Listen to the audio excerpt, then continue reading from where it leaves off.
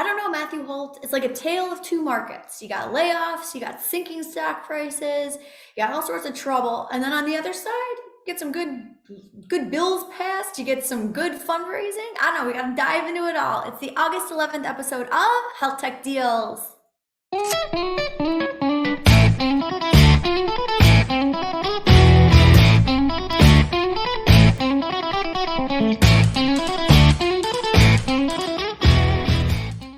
So Jessica, is it the best of times and the worst of times?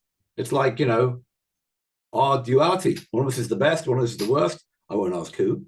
But yeah, a lot going on, right? We've had the big bill passed, which has drug price implications and extends the ACA subsidies, a bunch of stuff on energy. Yeah, layoffs.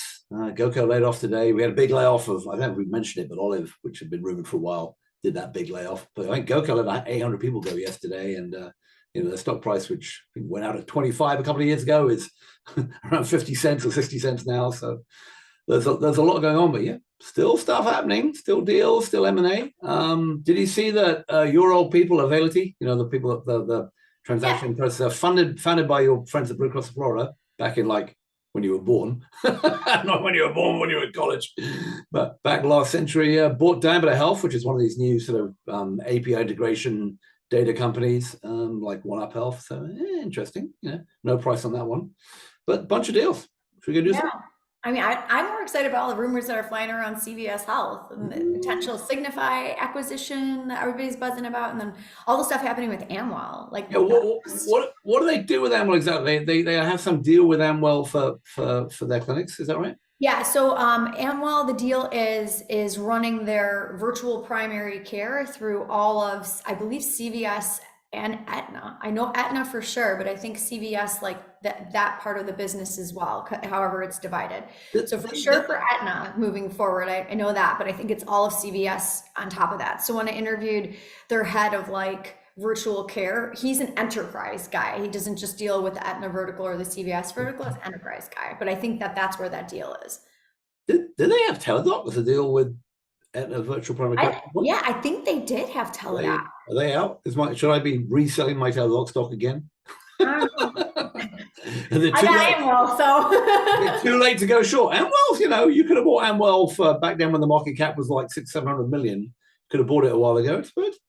It's about double since then. I mean, it's not exactly in great shape. It's around $5 a share. It's not as far off the high as it once was. I don't know. I always like that they're an infrastructure play. Yeah, well, that'll be fun. All right, well, there are a bunch of deals. Let's go do them. Yeah.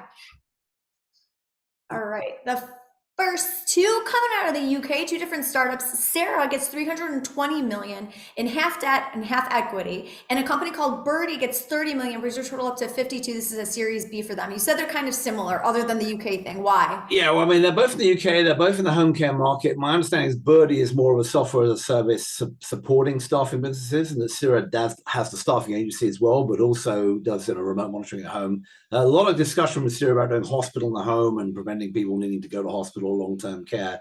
They're doing stuff with the NHS and with Germany. They had about 15,000 people on the platform. Birdie had about 35,000 on there. I don't know why Birdie got so much little money, more than Cera did, but it's just a big round for a company, frankly, outside the US. 320 is a lot. $20 million is a lot of money. So interested to see what happens to that, and whether they start coming here, and whether there's a play in long-term care here, where there's your friends at Signify are in that market too. Or at home care, so not long-term care, at home care. All right, what about Theator? They get 24 million in a Series A. I thought they had raised this already, but it brings their total up to 42.5. Yeah, I don't know too much as all these companies in surgery, right? There are a whole bunch of these other ones we looked at over the past. Just again, looking at surgery videos, looking at AI, intended for training, but also for real time, to catch mistakes in real time. Inside Partners and Mayo Clinic are both in this, so pretty interesting. What about Tebra? This is the combination of Cario and Patient Pop. They get 72 million. They had raised, this is astounding, 288 million before this 72.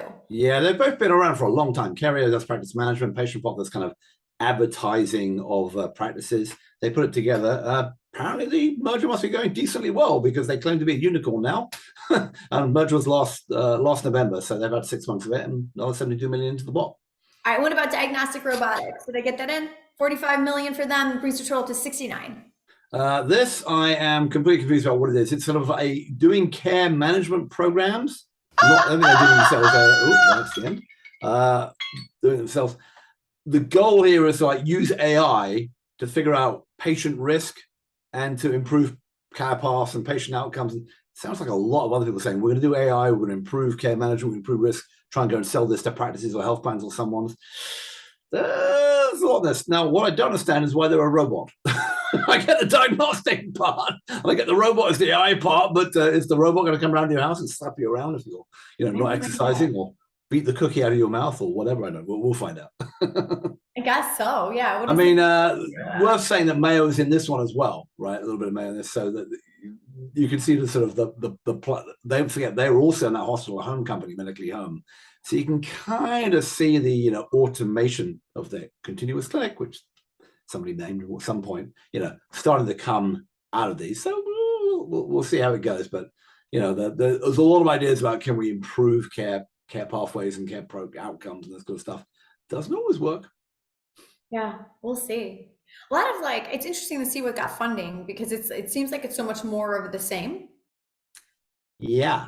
I mean, it is. There's nothing really novel here. A couple home care companies, surgery AI, thing. It seems like it's just that none of this is new, and yet. Yeah, I think. I mean, to a certain extent, right? With the huge wash we've had and then the stuff that's already on the market. I mean, it's incredible. You don't. There aren't that many new ideas, right?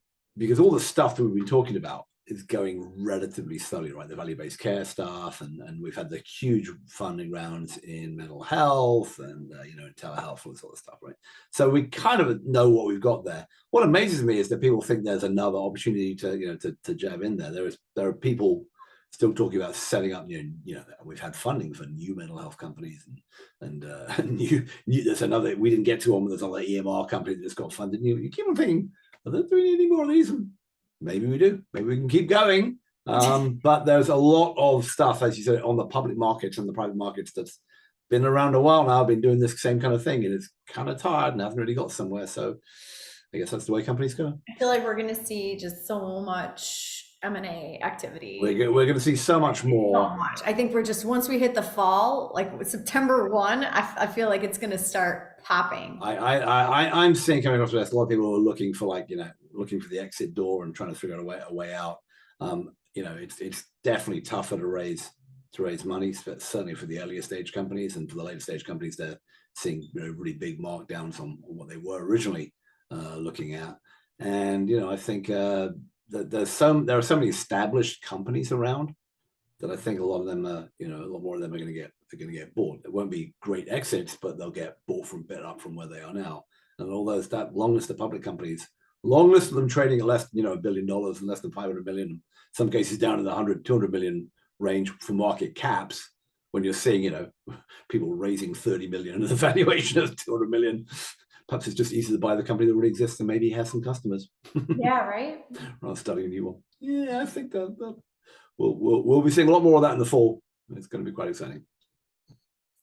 All right. Well, as we cover that, sign up for our email newsletter over there at thehealthcareblog.com so that you never miss an episode of Health Tech Deals or any of the other great content that comes out of the blog.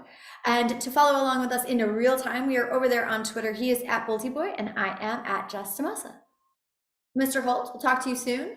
All right. You didn't mention how great my t-shirt was. Oh, I do like that. All right. Wear it well. See you guys.